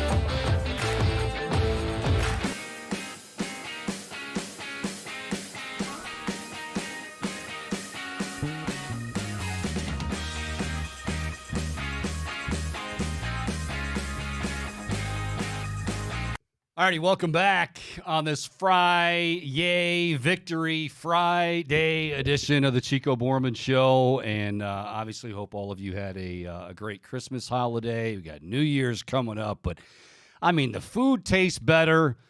It smells better. You like your in-laws more. You like everybody better. The Browns are in the playoffs. The Browns are in the playoffs. They did it in convincing fashion. They've done it in, incredible fashion, unbelievable fashion when you go through all of the injuries.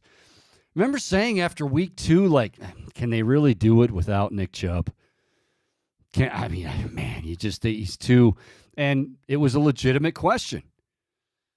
I mean, to think that was just the start of an avalanche of injuries, and yet here they are at 11-5 is just absolutely incredible.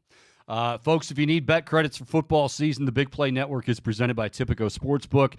Tipico Sportsbook app has your traditional bets like the money line, spread, and point totals, but can also lock in player props. Check out our Big Play boosts every single week to back your favorite Cleveland teams and athletes with the best odds in Ohio. Get in the action, load up for football season using promo code BIGPLAY100. That will get you $100 of bet credits on us, plus a $30 dog pound bet. Bet with the Big Play crew all season long with Tipico Sportsbook. It is time, boom, for Pick 6. All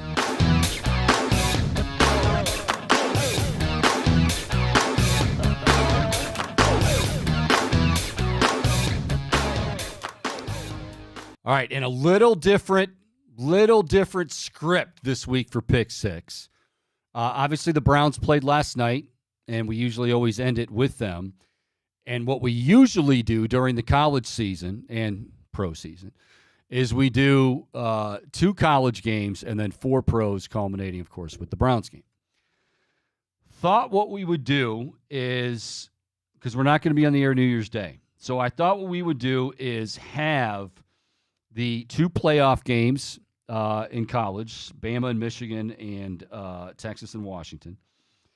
And then 2 New Year's 6 games, obviously, first one being Missouri and Ohio State, and also Ole Miss and Penn State, and then doing 2 NFL games. So we're going to start with the Buckeyes and the Tigers. Go Tigers. No, not that Tigers. It's another Tigers. Anytime you can mix in that Coach O impression, though, you got to do it. You love the Coach O. Go Tigers.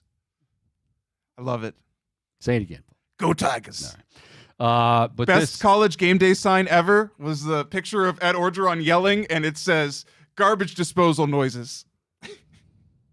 That's the best game day pick sign. It was perfect. I mean, it's good. I don't know. They've had some really good signs there. Some we can't even repeat. It's my favorite. They've been so bad. Well, to each his own, Boom. You're allowed that. All right. So the Missouri Tigers, by the way, our good buddy Eric Edholm is a Missouri guy. Carrington Harrison is a Missouri guy. And I got actually I texted Eric this morning because it's Eric's birthday. And I said, Eric, there is no way that your Tigers are losing on your birthday. It's just not going to happen, so congrats. And he goes, if you think I'm not seeing right through your reverse jinx BS, you're... So Missouri at 10-2, Ohio State 11-1. You heard Bill Landis say probably third or fourth best team in the SEC. They played well late in the season. They don't really have a whole lot of opt-outs. You heard Bill talk about one of their corners. They have a great running back, one of the best in the country, actually. Ohio State probably going to be without Marvin Harrison Jr., and it looks like Tommy Eichenberg. I think that could be significant. But Missouri, against Ohio State. The Buckeyes are laying 5.5. Bohm, I will start with you.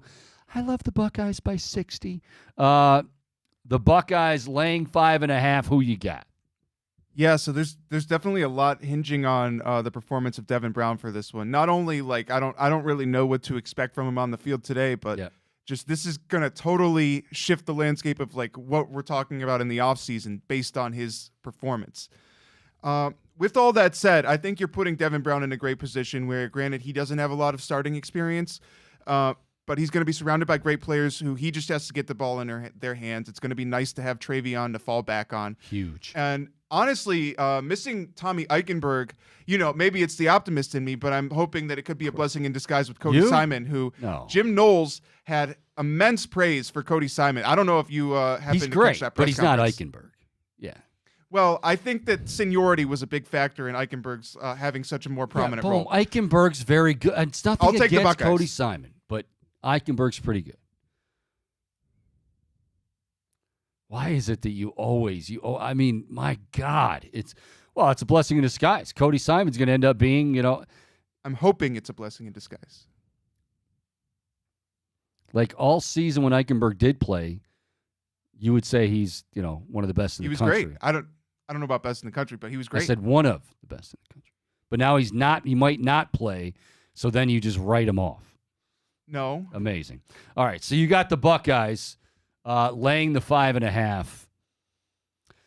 I'm going to say the Buckeyes win, but I'm going to say this is a much closer game. I think Missouri covers that 5.5 spread. I think Devin Brown makes some really good plays. I think he's going to make some boneheaded plays, and that's okay. One of the things you heard Bill Landis talk about was him in the intermediate game. Boom, you all right? You got to text somebody you want to share with the rest of the class? My phone's over here, Chico. I'm not texting. Oh, okay. I thought you were. I just wanted to bust your balls. So he said he struggles in the mid-range game, intermediate part of the field. Also, when he's scrambling, now we talk about his running ability, his mobility, which is a good thing. But sometimes when that happens, when you're on the run, the feet don't get set right, your shoulders aren't square. That's stuff that a young quarterback will miss on. And when they miss on, sometimes it's a turnover. I think the Buckeyes win. I think Devin Brown looks good and then also makes some of those plays. But give me Missouri plus the 5.5. I'm going to say the final score is Ohio State 34, Missouri 30. So Missouri covers on that one. I think there's going to be some frustrating moments in this game, Chico. I mean, Devin Brown, I don't think you can expect him to go out there and have a Flacco-esque performance where it's just moving the ball all over the yard, drive after drive. I think there's going to be some times where they go stagnant. And it's going to be important to see how Devin Brown is able to bounce back and rally that offense in those moments. Okay. So, Ohio State, Missouri, Cotton Bowl tonight, 8 o'clock kick in Big D. Ole Miss and Penn State. Now, I thought about, before anyone says, well, if you're going to be doing the other two playoff games, obviously, what happened to Florida State and Georgia? If Florida State was full complement of Florida State, I would absolutely have this game in place of Ole Miss and Penn State. But Florida State, as much as I thought they deserved to be in, and I still do, they don't have anybody. I mean, their entire Keon Coleman, but it's not just Keon Coleman. Like, another 2 or 3 guys behind Keon Coleman are also out. A couple huge guys on defense. They are really shorthanded against, oh, by the way, maybe still is one of the best teams in college football in Georgia. But, so I didn't put Georgia and Florida on here, or Georgia and Florida State on here, but I did put Ole Miss and Penn State. Ole Miss at 10-2, Penn State also at 10-2, and the Nittany Lions are laying 5 in this Peach Bowl. Here's the thing.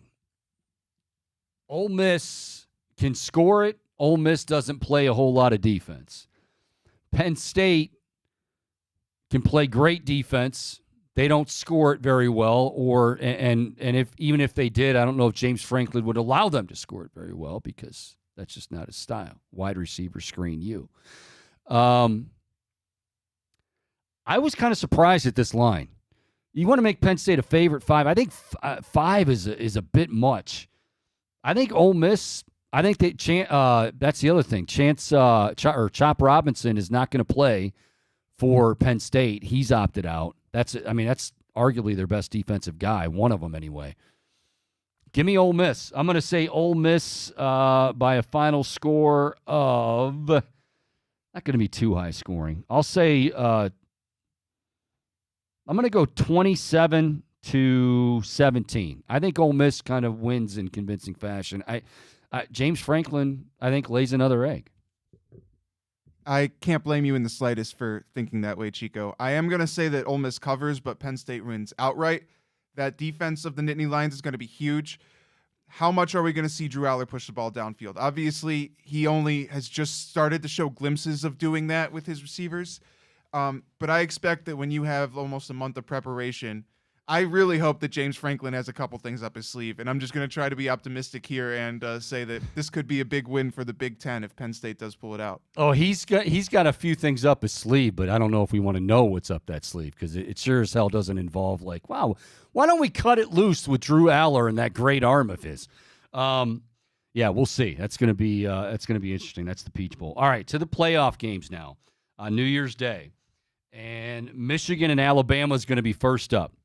Alabama, 4th ranked in the country, 12-1. Michigan, of course, the top seed, and they are undefeated at 13-0.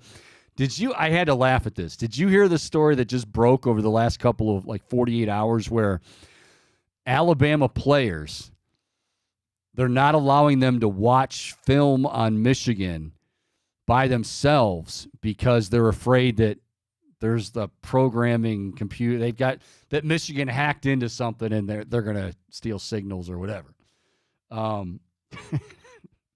If for no other reason, I love it, even if it's not true, because that's Nick Saban getting under Jim Harbaugh's skin. Like Nick Saban could easily say, I don't want that getting out there. I'll put that out there. Yeah. Rile Jimmy Harbaugh up a little bit. This is a really tough one to call for me. I mean, again, both of these playoff games should be close. That's hopefully why we're doing this. But on the one hand, I look at Michigan and I say, as tough as it might be to say, I mean, they're a good football team. They are a well-coached football team. They're galvanized, all those intangibles. I look at them like I think their defense is very good, but is their defense a little bit when it relates to Alabama, are they a little bit overrated because of some of the offenses in the Big Ten? Maybe. They're still very good, don't get me wrong. Now I say, okay, if Alabama, who has a great front four up front and great defense in general, if Michigan is unable to run the ball with Blake Corum and Donovan Edwards, if they are not able to run the football, I don't think Michigan has much of a chance because I can't see J.J. McCarthy. If they become one-dimensional, I don't see him putting them on his back. I think he can make a few runs and make things interesting, but I don't see it happening. I don't think they have the skill guys. But I think what we're talking about as far as X factors is Jalen Milroe. I mean, this kid has been incredible. Here's a guy that Bill O'Brien, speaking of Penn State ties, Bill O'Brien said you should probably switch positions early in his career, and now here he is. He's playing as well as any quarterback in the country. He's going to be a problem throwing the ball. He's going to be a problem running the ball. And this was supposed to be a down year for Alabama. I will say 1.5 is this spread. Michigan laying 1.5. I feel like everybody wants us to take Alabama because, well, Michigan, but I also think Alabama just might be the better team. I certainly think they're better, not by much, but I think they're better in the trenches. Michigan's offensive line, remember they lost Zinter, their stud, against Ohio State, and he's out for this game. I'm going to go with Bama. I'll go with Bama outright. I think, again, a very close game. I'm going to go Bama 28, Michigan 27.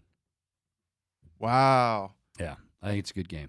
That sounds like a great game. Much better than I anticipate, Chico. I'm going to say Bama rolls in this one. I would take them by 10.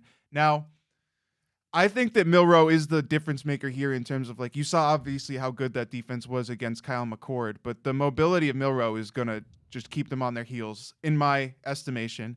And I think that ultimately I don't expect the Wolverines to really be a match for them. Now, we've seen Alabama shows a little bit of vulnerability here, right? Like in that final game against Auburn. Like, how does it come down to a 4th and 31? They ran the ball on them. Yeah, so that is going to be the key, but I expect that Alabama is going to win this one fairly handedly. I would be pretty surprised. I don't know if I'd be as surprised as the fact that the Buckeyes lost to the Wolverines, but I would be maybe just as, like, pretty close to as surprised. And see, here's the thing. Michigan's run game, like, Blake Corum's a good back, don't get me wrong. I don't think he's the same guy that he was pre-knee injury, and I think the numbers kind of bear that out. Like, he's got a ton of touchdowns, but he's not real explosive. Like, he's kind of a one cut, and he's going to get chased down in a lot of runs. Obviously their home run threat is his buddy in the backfield. I just drew a blank on his name. Donovan Edwards. Donovan Edwards, yeah. Is more of the home run threat. But I don't think, and again, those other teams ran the ball on Alabama. I don't think that's going to happen in this one, but I'm with you on Milroe. A running quarterback is always a problem. Even go back to a couple years ago when Michigan lost to TCU, and it was Max Duggan, I think was his name. That can give any team problems. So I'll take Alabama in a close one. All right, the late game on New Year's night, the other playoff game, Texas 12-1 against Washington 13-0. Ironically enough, Steve Sarkisian basically breathed new life into Washington, now at Texas. Texas at 12-1, Washington undefeated. The Huskies are getting 4 points, so they are the underdog in the Sugar Bowl in the Superdome. Bohm, who you got? Texas and Washington. I'm kind of surprised, honestly, that Washington is the underdog in this one. I'll definitely take them to cover, and it's just so hard for me to bet against Washington right now because, yes, we've seen them struggle at times where Penix has almost single-handedly cost his team games and by letting opponents back into it, but they just always seem to find a way, Chico. And against an opponent like Texas, I think this is a great matchup, the one that I'm looking forward to most in terms of what I expect to be the closest of the two playoff games. You think it's high scoring? Because Washington plays a lot of high-scoring games. Yeah, I do think it could turn into a real barn burner, and Quinn Ewers certainly has what it takes to keep up. All of that's true. And I don't feel comfortable betting against Washington either. And I actually, if I have a rooting interest, I'd kind of like to see Penn. I want to see that story continue. Here's what I think it comes down to, though. Texas, we talk about in the trenches all the time, right? Texas up front defensively is really, really good. Really, really good.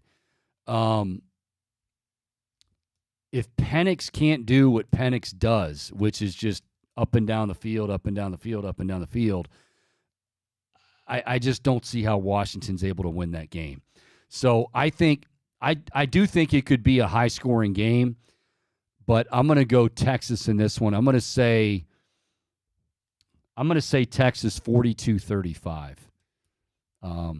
So I would have I would have Texas and Alabama in the national championship. Ooh, baby. Rematch. Ooh, baby. All right, so that's the college slate. Now we're ready for the NFL. Two big games. Let's start with the one on Saturday, tomorrow. Lions and the Cowboys. Dan Campbell's bunch clinched the division. They're 11-4. Have their sights set maybe on getting a number one seed. 11-4 at Big D. So after the Buckeyes in Missouri have fun at Jerry Dome, then the Cowboys are going to be entertaining the Lions. Cowboys are laying 5.5 points in this game. Cowboys at 10-5 on the season.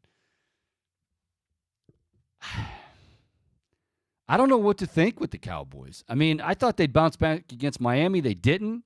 Who you got in this one, Bo? So what was that spread again, Chico? The Cowboys are laying 5.5 points. Yeah, I anticipate, because obviously, as you said, Detroit already locked up that playoff spot. Dallas needs this one, I think, pretty badly, and they need to bounce back. And so I am going to take the Cowboys here. I think they'll cover, and I expect a little bit. I anticipate that the Lions will take their foot off the gas a little bit in this one because they've already got that playoff spot locked up. Now, that is not always the case, obviously. For a lot of teams, another game is another game. You want to win any that you have out in front of you. But Dallas, really, I think this is a borderline must-win for them because they need to show that they can actually make a playoff run. That NFC feels wide open to me, but you've got handled by some of the better teams in that conference. This is a chance against a playoff caliber opponent.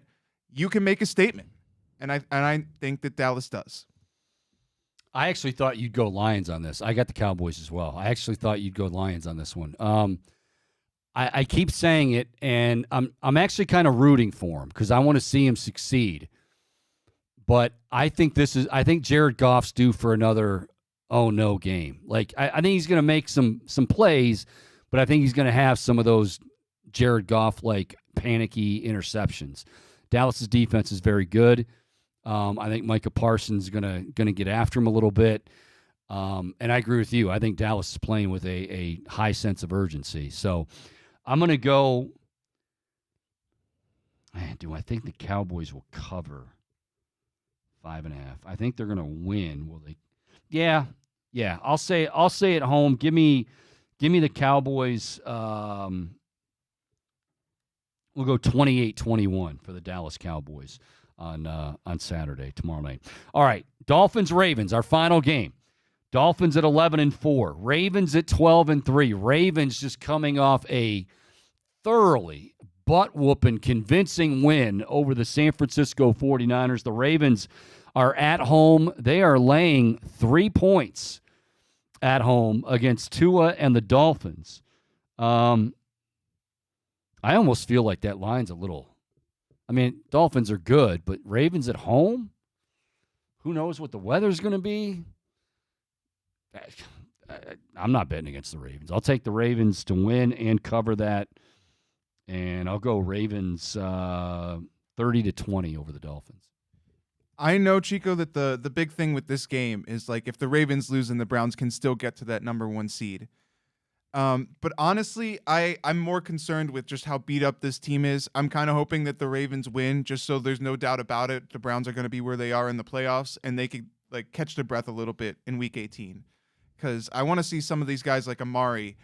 Maybe you could get Elijah Moore back. I don't know. Well, don't tell me what you hope. You can say that's what you hope. That's fine. Like I'm fine with that as well.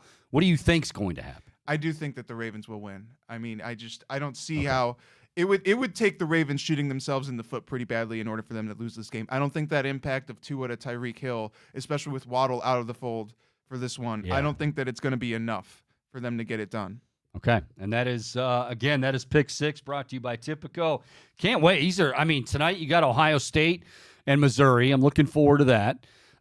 Tomorrow night, Dallas and Detroit's going to be a lot of fun. And then watching some of these games on Sunday, knowing the Browns have already clinched. I mean, it's a wonderful life, kids. It's a wonderful life. Pick 6, as always, brought to you by Tipico. If you need bet credits for football season, the Big Play Network is presented by Tipico Sportsbook. Tipico Sportsbook app has your traditional bets like the money line, spread, and point totals, but also lock-in player props. Check out our Big Play boosts every single week to back your favorite Cleveland teams and athletes with the best odds in Ohio. Get in the action, load up for football this season using the promo code BigPlay100. That'll get you $100 in bet credits on us, plus a $30 dog pound bet. Bet with the Big Play crew all season long with Tipico Sportsbook. Before we get out of here, obviously, to start to end where we began, the Browns. What a night. What a night. And not just what a night by the Browns, what a night by the fans. I mean, the shots, people were nationally going, man, look at these Browns fans. Like, nobody left. And then when they did leave, nationally, people were like, look at these people. Like, that's actually what it looks like every week because that's just how it is downtown. It's cluster and whatever. But, man, you fans deserve it. This team deserves it. And we've gone through many years where a front office wasn't on the same page, and if they were on the same page, well, there was nitpicking and finger pointing in the locker room, but you don't have that this year. And I think the only way you overcome that many injuries, and yes, Joe Flacco has a lot to do with it, but one of the only reasons you're able to overcome that many injuries is because you are, as Kevin Stefanski said, playing for your brother next to you.